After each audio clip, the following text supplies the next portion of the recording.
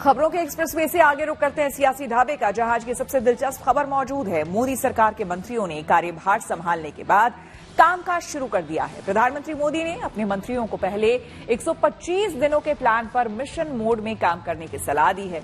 वहीं विपक्ष सरकार के नए मंत्रिमंडल को लेकर तंज कस रहा है और कह रहा है कि प्रधानमंत्री मोदी ने कई मंत्रियों को मंत्रालय के नाम पर सिर्फ झुनझुना पकड़ा दिया है। हालांकि मोदी सरकार के मंत्रियों ने विपक्ष के इन आरोपों को बेबुनियाद बताया है। हालांकि विपक्ष लगातार ये सवाल भी उठा रहा है कि महाराष्ट्र में एनडीए और घटक एनसीपी मोदी सरकार में शामिल नहीं है, तो शिवसेना के अंदर से कैबिनेट की कुर्सी को लेकर आवाज उठ रही है।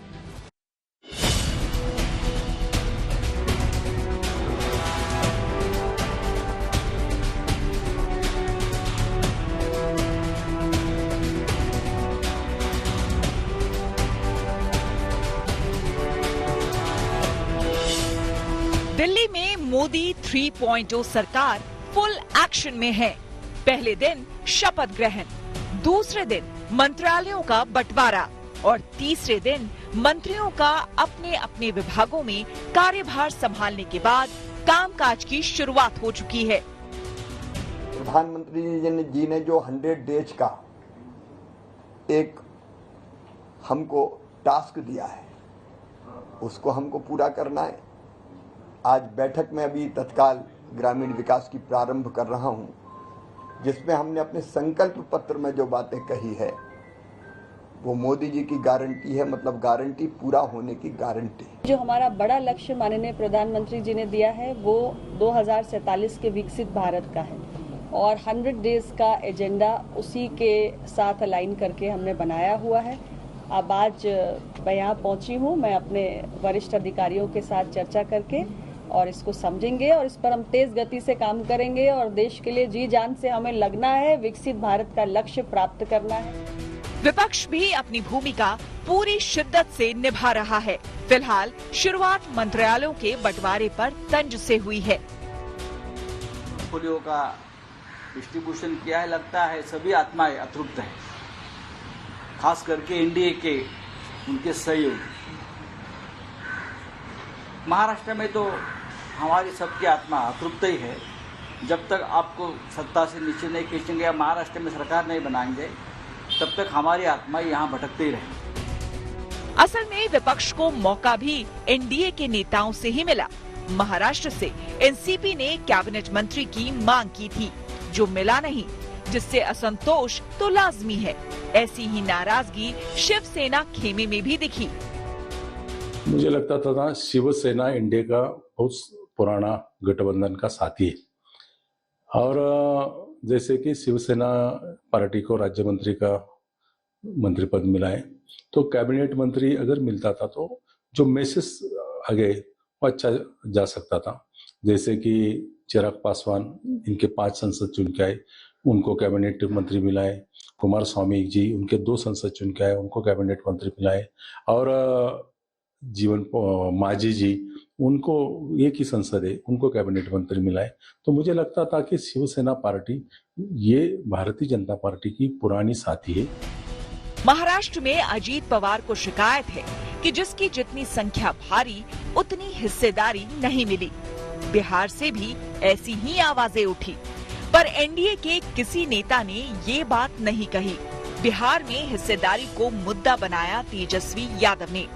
तेजस्वी मानते हैं कि नीतीश निर्णायक भूमिका में है, फिर भी मंत्रालयों के नाम पर उन्हें झुनझुना थमा दिया गया। ये एक बात तो स्पष्ट है, मंत्रिमंडल का विस्तार हुआ है, सरकार बनी है और बिहार से लोग 30 एमपी गए हैं। पहले 39 गए थे, कुछ मिला नहीं। इस बार भी हम लोगों को पूरी उम्मीद है और उम्मीद है कि बिहार निर्णायक भूमिका में है, तो कम से कम बिहार को विशेष राज्य का दर्जा मिले। तो विपक्ष ये कह रहा है कि सहयोगियों को दे दिया गया है झुनझुना। ऐसे में मैं नहीं मानता कि कोई भी झुनझुने वाला मंत्रालय है। हर मंत्रालय की अपनी काबिलियत और अपनी क्षमता है। ये बात सच है कि एनडीए के भीतर थोड़ी बहुत नाराजगी की खबरें आई जरूर है, पर वो बड़ी खींचतान जैसी दिख नहीं रही है। कुल मिलाकर विपक्ष अपना धर्म निभा रहा है और पक्ष अपना। Bureau report, good news today. Odisha की बाराबती कटक विधानसभा सीट से जीत दर्ज करने वाली कांग्रेस विधायक सोफिया फिरदौस इन दिनों सुर्खियों में छाई है। इसकी सबसे बड़ी वजह यह है कि वो ओडिशा के राजनीतिक इतिहास की पहली मुस्लिम महिला विधायक है। सोफिया से हमारे संवाददाता ने खास बातचीत की, सुनिए क्या कह रही हैं वो। नमस्कार, मैं सबसे पहले एक उड़िया हूँ, एक इंडियन हूँ। यही बोलूंगी कि कोइंसिडेंटली मुझे भी नहीं पता था कि कोई महिला मुस्लिम विमेन नहीं हुए हैं, तो कोइंसिडेंटली हो गया है ये। एंड उड़िया के हिसाब से मैं हमेशा मेंशन करती रहती हूँ कि प्राउड उड़िया, अपना कल्चर को हमेशा प्रमोट करती रहती हूँ।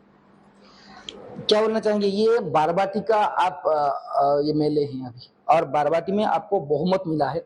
बाराबाती में ये जो असेंबली कॉन्स्टिट्यूएंसी है, इसमें पहले आपका पिताजी थे मोहम्मद मोकीम, जिनका नाम बहुत चर्चे में थे। उनके बाद आपको ये सीट मिला है, कितने खुश हैं? ये एक बहुत बड़ा जिम्मेदारी मेरे ऊपर है।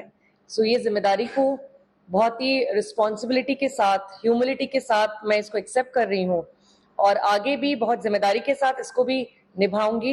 एंड लोगों का आशीर्वाद मिला है मुझे। अब मेरा माइंड वहीं पे लगा है कि मैं किस तरह से प्लानिंग करके, किस तरह से कार्यक्रम सब शुरू कर दूंगी, लोगों के एक्सपेक्टेशंस पे खड़ी उतरूंगी। आप एक एंटरप्रेन्योर है, प्रोफेशनल लाइफ, हाईली क्वालिफाइड, ये सब, और फैमिली और पॉलिटिक्स कैसे मैनेज करते हैं? देखिए, हमारा फैमिली शुरू से बिजनेस फैमिली रहा है, तो हम लोग बहुत फोकस्ड रहते हैं काम को लेके। सुबह 8-9 बजे से निकल के रात के 9-10 बजे तक काम पे ही रहते हैं। और जब से मेरे पिता विधायक हुए हैं, तो हमें काफी नॉलेज है कि किस तरह से लोगों का संपर्क बनाया जाता है, किस तरह से समाज सेवा किया जाता है। तो उस हिसाब से मेंटली तो पूरा प्रिपेयर्ड है कि टाइम पूरा देना है समाज के लिए। लोग जो एक्सपेक्ट किए हैं, वो सब कार्यक्रम करना है।